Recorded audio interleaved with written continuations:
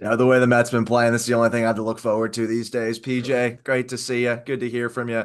You How too. did you enjoy the bye week? What are some of the things that you do to maybe just kind of decompress and take advantage of the fact that you're not prepping for a game that week? Oh yeah, Deshaun Peel, who's a TAD for us this year, obviously was a phenomenal player here.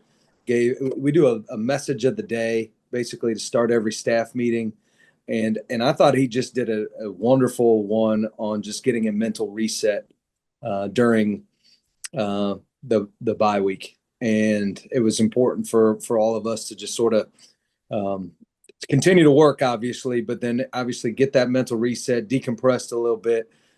Didn't get it. You don't get a ton of time because obviously we're going out on the road or recruiting, but I fortunately I got to go to 3 games, um, and Friday nights are just so much fun, man, to going to different places and seeing high school football and all that type of stuff. And then we had a really nice schedule over the weekend where I got to spend a ton of time with family. Got to see one daughter play soccer, another daughter play field hockey, and then we watched a significant amount of football on the back porch. That's for sure. So got a chance to do that too. Had a chance to talk with Seppi a little earlier today. He was talking about using his eyes as a safety and how that's particularly key, understandably, against an option team. What have you seen from him and Duhart? They've kind of quarterbacked that defense this season with their vision and their communication.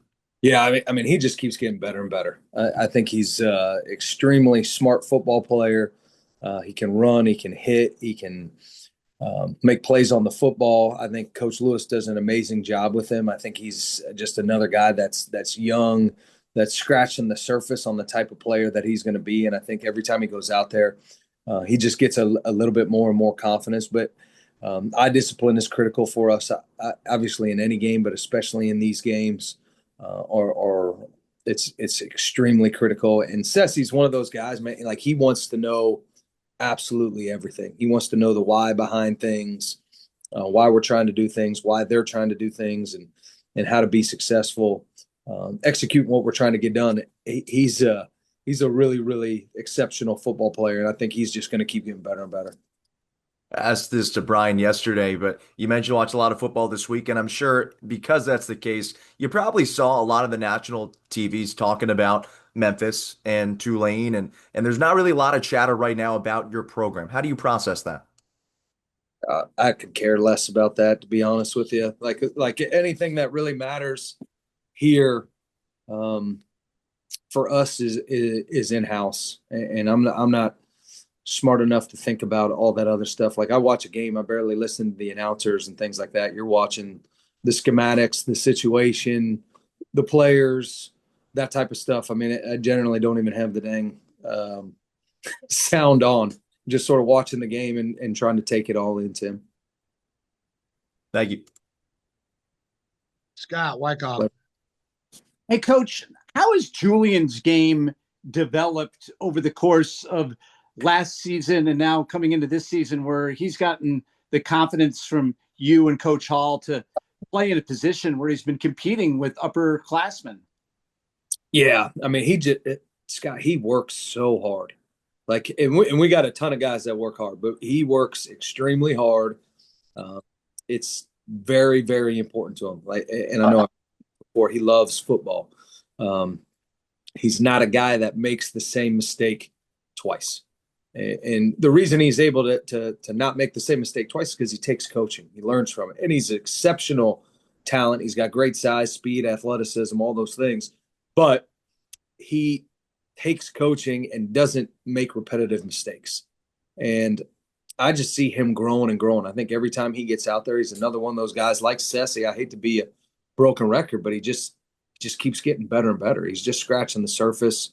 There's some things that obviously he needs to work on, but um, he's been our defensive backfield's best friend at times with some of the pressure that he's got on quarterbacks, some of the big stops that he's had on third and short for us, and we put a lot on him, and he is able to execute those things. And what does that mean for your defense to have sophomores like him playing such vital roles, developing, but also contributing? Yeah, I think it's just as Coach Green says, the future is bright, but the future is right now. Those guys have to play right now for us. I think it's a testament to themselves. I think it's a testament to our recruiting and how we continue to get bigger, faster, stronger, really at every position.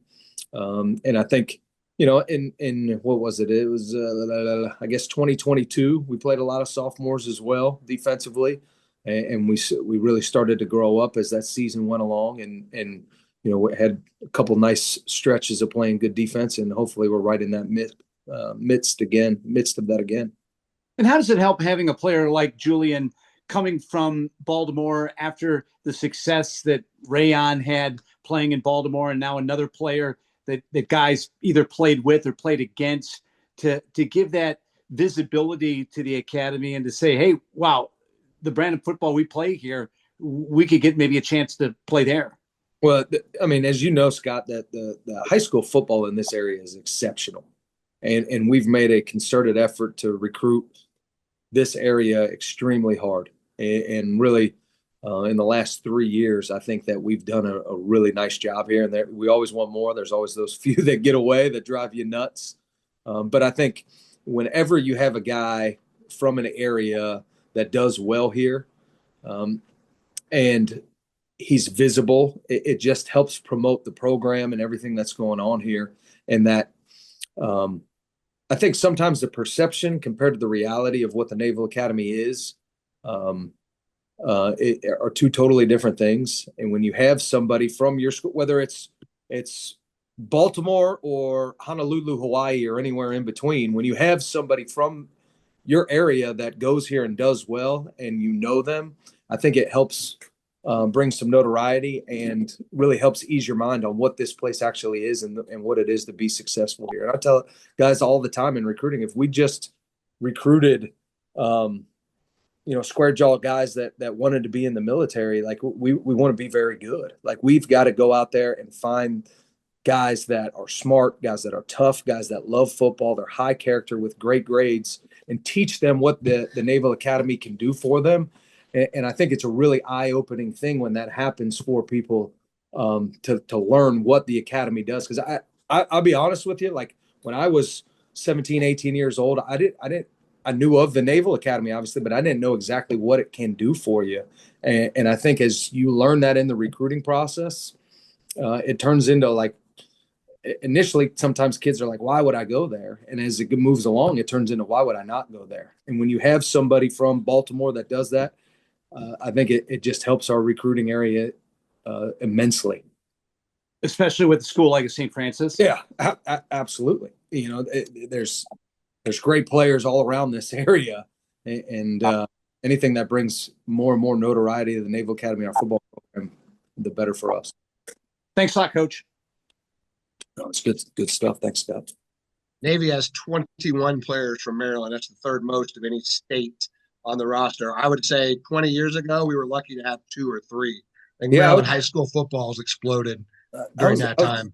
I mean, even when I first got here, I don't think we had a ton. And we've really made a concerted effort to get more.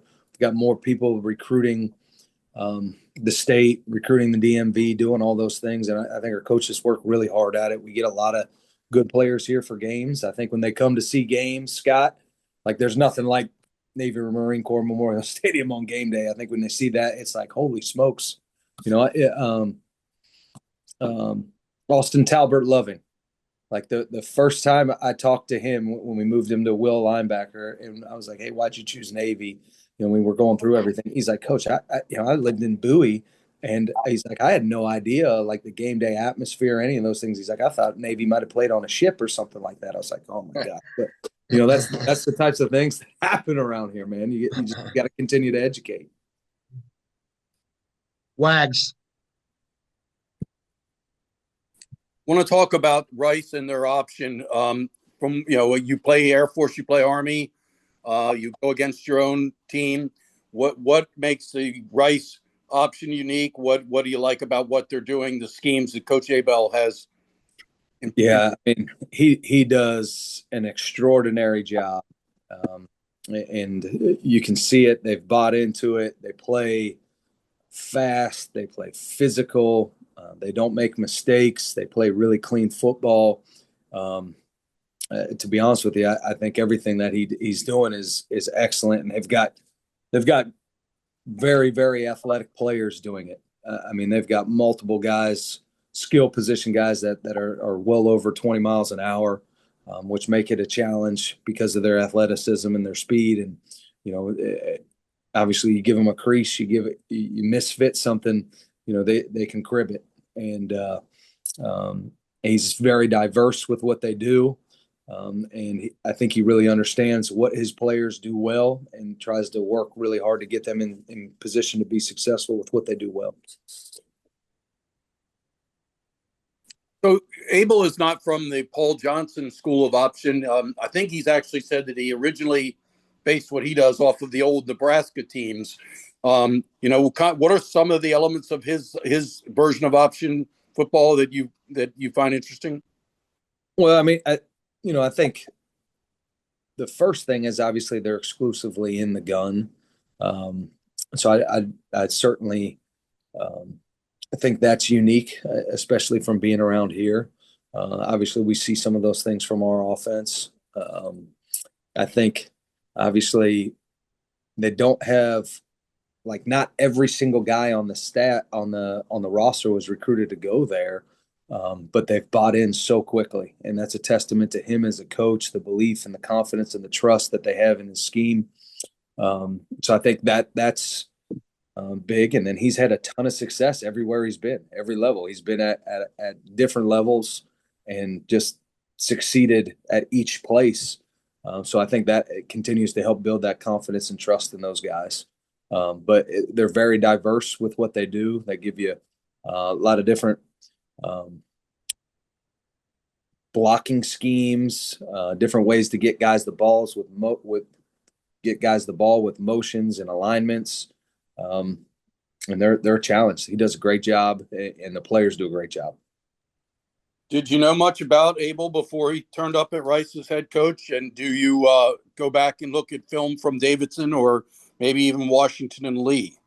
Yeah, obviously, being in the option world, you're always checking out and seeing how other teams are doing that run the option. I think that's something that we all do. That's important to us. And as a coach, during the off season, the teams that you're playing, you are going to do studies on them and what they've done in previous years. Absolutely.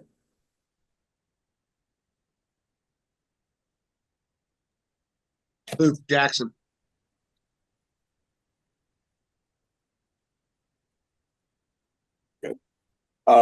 So one of your players was talking about just how important it was for him to grow up in Texas and play Texas high school football. What are some of the qualities you tend to see out of players who come out of Texas like Giuseppe? Yeah, I mean, I think there's a lot of great traits that come from guys from Texas. I think the first thing is you see toughness. You see guys that football is extremely important to. It's not just something that they do. It's something that is very important to them. You see guys that are strong. I think that most of the programs down there have excellent strength coaches and strength programs. And I think football-wise, they're very, very well coached. There's a lot of just extraordinary high school football coaches in Texas and great programs. They get used to obviously playing in big-time atmospheres and games. So that does help with some of the anxiety as you get an opportunity to come play in the American Conference and be able to do those things. But I just think it's just from top to bottom, it's a very well coached state where football is important. They work year round in the off season. They're like college programs. They develop their players at a really high level, and that's almost every dang on school in the state. To be honest with you, Luke. Yeah, and specific to Giuseppe, how have you seen like that sort of development help him once he got to the Naval Academy? Yeah, I think when things are really important to people, like you find time, Mm-hmm. and you find time to improve and get better. Like the more time you put into things, generally the better you're going to get at it. And whatever it is that you're working at, whatever. And for him, he's drawn to football. So he puts in more time to improve his craft football wise. Now, that doesn't always just mean a drill work or more film or weight. Like there's all different things that go into it. And time around here is a very precious commodity. I mean, very, very little of it. So these guys, when it's really important to them, they find extra time. Because if you just work at the 2 hours we have at practice and the 40 minutes we have to meet, you're not going to be prepared enough. He finds time on his own to get extra work in, to find the time to watch the film, to do those things. And to me, that all stems back to his upbringing. That stems back to how football is really, really important to him. So you were talking about how much better Maryland football has gotten, Maryland high school football has gotten. And I've always heard Florida guys play a certain way, Texas guys play a certain way. Maryland's got great athletes. Do you find that in recruiting and bringing guys in that from certain parts of the country, the certain guys play a certain way? Well, it's always fun because in every locker room, there's these arguments go on all over the place. Who's the best? All that type of stuff. You do start to see some of those things, but to be honest with you, a lot of them are sometimes stereotypical.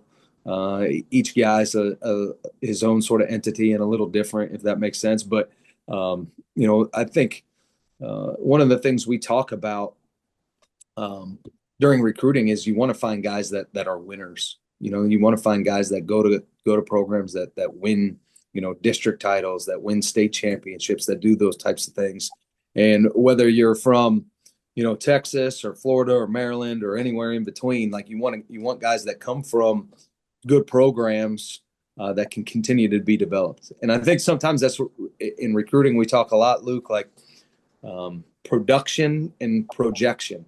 And trying to find that balance of those things. Like sometimes guys are like, oh, he made so many tackles, all that type of stuff, but he may be maxed out in terms of his skill set. Where there's another guy that maybe didn't have as many tackles and didn't produce as much, but he's got a really high, what we think, ceiling that can continue to be developed. So there's a lot of different factors that go into those things, but you do see that there's good football all over the country. I was just out recruiting this past week, and the area that I've been at, the specific area that I was in, I think the football there has improved drastically over the last 15, 20 years. And I think there's a lot of great coaches and great programs that continue to develop these guys in the right way. Thank you. Well, good stuff. No problem. Wyatt Kopelman. Hi, PJ. Navy enters week 5 leading the conference in run defense at just over 82 yards per game. What do you think's been the foundation of that success, and how do you see that matching up against Rice's rushing attack? Yeah, sort of each game is obviously independent of itself. Wyatt, we know we've got a huge challenge in front of us. These guys, I believe, have ran the ball more than anybody else in the country, and they're great at that. And they popped several over the heads too of their last opponent. So that they were really efficient in the pass game as well. So these guys are a big challenge, and we understand. Really, anything that we've done previously has no bearing on what goes on out there Saturday. We've got to make sure that we're doing everything that we can to be in the right spots when we need to be there and really go do our job at a really high level. Given that you've had the opportunity to recover, watch film, as you mentioned, the importance of also getting in extra work to be above average, continue to keep in mind the importance of going 1-0 on the next play. What do you hope this bye week has taught this defense about its potential to improve with 2 vital games against Rice and Air Force over the next couple of weeks? Yeah, I think we're a little bit banged up. So obviously getting a little healthy was critical. And I always think, it comes back to our core skill sets.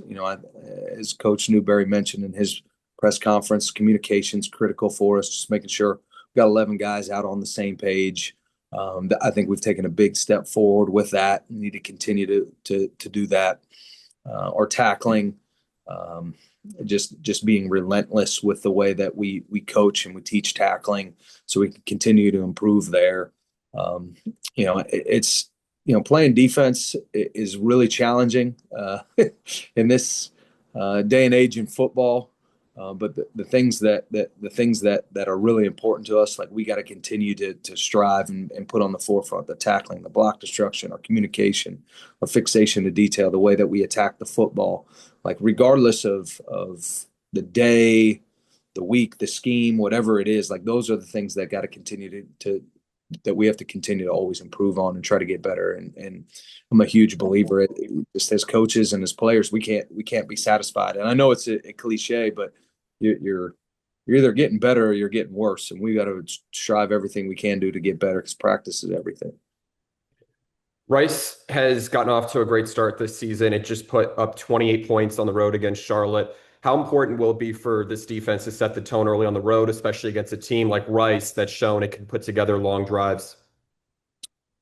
Yeah, they played excellent football. I think it tells you everything you need to know about their culture to go on the road on a short week against a good opponent and play at a really high level. So we know we got our hands full, and we've got to play every snap like the game depends on it. And that's critical for our success. And we can't play with the fear of failure. We got to go out there and play free. And the way we do that is by our preparation. I'm a huge believer in our confidence comes from our preparation, not anything that we've done previously. It's just that want to know mentality. And we really have to make sure that we attack this game in the right manner. And all signs, all arrows have pointed that we're in action. Thank you, PJ. Thanks, Wyatt. Tim. PJ, second consecutive year for your program with a 3-0 start. How has your coaching staff and your players gotten better this year with handling success? Oh, that's a good question. I think just the message is always pretty consistent, Tim. Like it's you're 0-0 and you're doing everything that you possibly can be to be 1-0. And all that other stuff about whatever the heck is going on is just noise.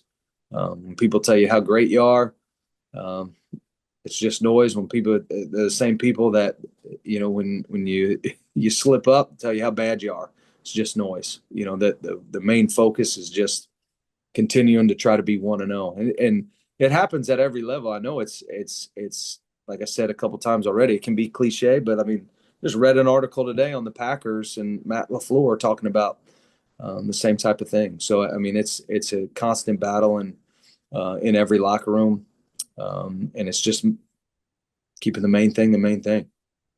This was one of the teams that did trip you up last year. You went in there against a 2-6 team. Obviously, some unpredicted circumstances in that one. But how much is last year's result fueling you as you head into this rematch? Yeah, it's something. Obviously, we didn't play very well last year. No excuses, no explanations. We did not play to our standard. And really, obviously, this is a completely different football team. And the mentality has to be just, we got a job to do, and every day is a dang on interview, and we got to do whatever we can to win that interview. What is one aspect of your defense you're really looking for and really harping on heading into this matchup in particular? Tackling. It's always tackling. It doesn't matter what position you play, where you're at on the field, anything like that. We've got to be great tacklers. And I know it's not anything that's crazy, but it's the most important thing that happens on defense is tackling. Thank you. Thanks, Tim. Wyckoff. Coach, what's it like going up against a quarterback like Rice has, who has incredible raw talent, but doesn't come with maybe the experience that some of the other quarterbacks you face, but just plays like he's letting everything go loose, it seems like?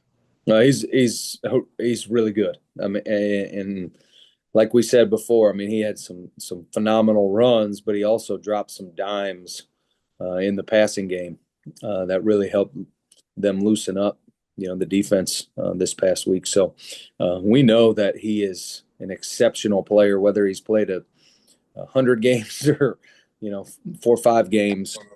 He's a really, really good football player, and we got to be aware of him at all times. See you at practice. Thanks, Scott. See you then.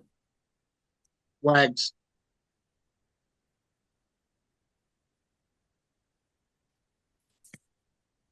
Coach Newberry talked yesterday. Said a big focus of the bye week was communication on defense. Can you talk about, what exactly we were working on? Why did you feel that was lacking in that area? Yeah, I mean, it's a pillar for us. Our fixation to detail and communication goes into that. And that's something that, as coaches, we're never really going to be happy or satisfied with, and something that we always feel like we can improve. And I just think great defenses, and I know Coach Newberry thinks the same way. We think great defenses communicate, pre-snap and talk to each other about what they're anticipating, or making sure that you're on the same call. And we're all, working together. And I think when if you're not talking, you're wrong. So we're just really stressing the importance of each guy communicating to his part to make sure that we're all on the same page, and we got each guy doing their 111th. You mentioned tackling being a focus as well. What, have you been too high on missed tackles in your opinion through 3 games? It's a combination of things, Wags. I do think at times that we were a little too high with things. I think a couple times we didn't take enough space, and a couple times we didn't get a real good spike of the shoulder.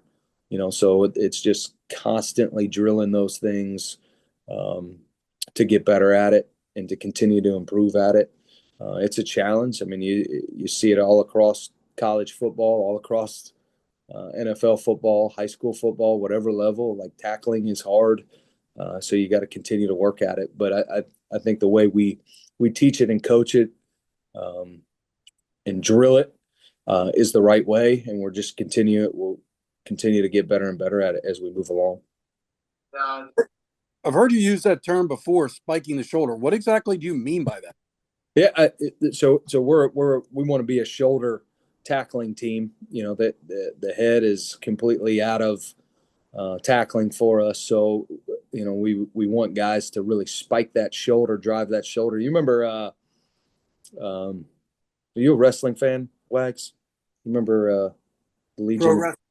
Yeah, pro wrestling, like WWF, WWE, all that stuff. But I go back a lot older than you. I'm okay.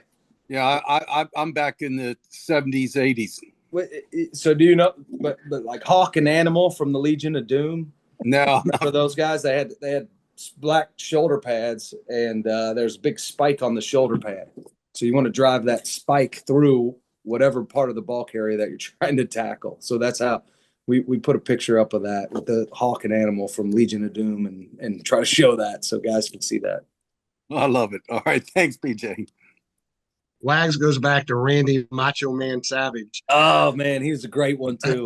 Coach Brown will be fired up. We're talking about WWF and WWE on here. It's awesome. I go back even further. That Tony Gurria. Oh, boy. I don't even know who that is. we got about 1 minute. Wyatt Copeland. I'm sorry. I'm just getting a call. 1 second. Okay. PJ, I apologize about that. No worries. I'm sorry. Bad timing. You've been developing linebackers here for more than 6 seasons now. How has the process of building depth and prepping that group evolved since you first started at the academy here? Yeah, it's been a lot of fun. I think when I first got here, we had a lot of good players that obviously I didn't recruit, so you're getting to know them quickly and get to see what makes each guy tick. And then as the seasons move along, then you start to go into high schools and homes and get a chance to meet those guys and meet their families and get a chance to know them. Because I think one of the major things, obviously, in developing is you need to know your people. You need to know everything that you can possibly know about them, so you can meet them on their level. When it comes to teaching, when it comes to them understanding, because I think no matter you could be the smartest, most intelligent coach in the world, but if you can't connect with your guys and they don't know that you care about them, it really doesn't matter. So I think that's been one of the things that hopefully a lot of these guys will tell you is that between Coach Wimberly and myself, the rest of the staff, like we care deeply about our guys. We want to see them have success in the classroom. We want to see them have success on the field, and obviously off the field with their family and their social life as well. So I think that's really where it all starts, Wyatt, because as I got into coaching, because outside of my parents and grandparents, coaches made a big impact on my life, the biggest impact on my life outside of my parents and grandparents. So I think that's where it all starts, and then along the way, we'll try to teach them how to tackle and use their hands and understand where their fits are and things like that. But you just constantly run to coaching, and never shy away from it, and just constantly try to lead. And Brenton Wimberly is exceptional. Like to have him in the room, the way that he is able to communicate with the guys. Obviously, as I get a little bit older, I think he keeps getting a little bit younger somehow. So he's able to connect with them at a really high level as well. When did you realize during your early onset of your coaching career that you wanted to focus on coaching linebackers and, of course, the defense that you've developed so consistently now at Navy? I've always been a defensive guy, to be honest with you. It's just sort of been the main focus for me. Played linebacker. I think you sort of gravitate to the position that you play. Sometimes it does change throughout your coaching career. My first job was as a running backs coach, and I just sort of viewed that like I was a spy, go over there and try to learn as much as I possibly could to bring it back to the right side of the football. All right, thank you. I think we're out of time. We are. Thank you. Thanks, everybody. There you go. The Road Warriors.